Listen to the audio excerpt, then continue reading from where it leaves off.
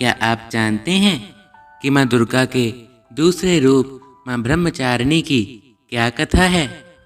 अगर आप यह कथा नहीं जानते तो आज द्वितीय नवरात्रि के अवसर पर यही पावन कथा हम आपको सुनाएंगे।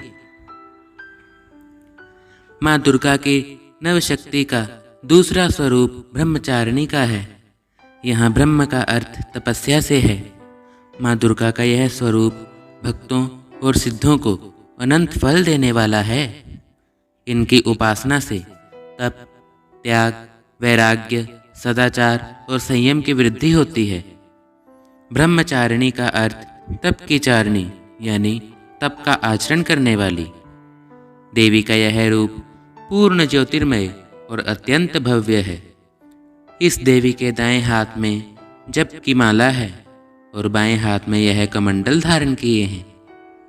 पूर्व जन्म में इस देवी ने हिमालय के घर पुत्री रूप में जन्म लिया था और नारद जी के उपदेश से भगवान शंकर को पति रूप में प्राप्त करने के लिए घोर तपस्या की थी। इस कठिन तपस्या के कारण इन्हें तपश्चारिणी अर्थात ब्रह्मचारिणी नाम से अभिहित किया गया। 1000 वर्ष तक इन्होंने केवल फल फूल खाकर बिताए और 100 वर्षों तक केवल जमीन पर रहकर शाक पर निर्वाह किया। कुछ दिनों तक कठिन उपवास रखे और खुले आकाश के नीचे वर्षा और धूप के घोर कष्ट सहे। 3000 वर्षों तक टूटे हुए बिल्व पत्र खाए और भगवान शंकर की आराधना करती रहीं। इसके बाद तो उन्होंने सूखे बिल्व पत्र खाना भी छोड़ दिया। कई हजार वर्षों तक निर्जल और निराहार रहकर तपस्या करती रहीं। पत्तों को खाना छोड़ देने के कारण ही इनका नाम अपर्णा पड़ गया। कठिन तपस्या के कारण देवी का शरीर एकदम क्षीण हो गया।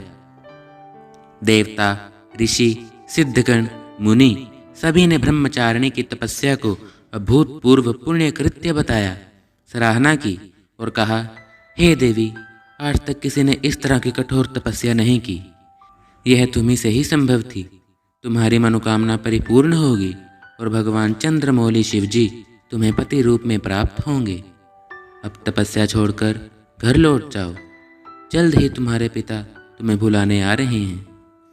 इस देवी की कथा का सार यह है कि जीवन के कठिन संघर्षों में भी मन विचलित नहीं होना चाहिए।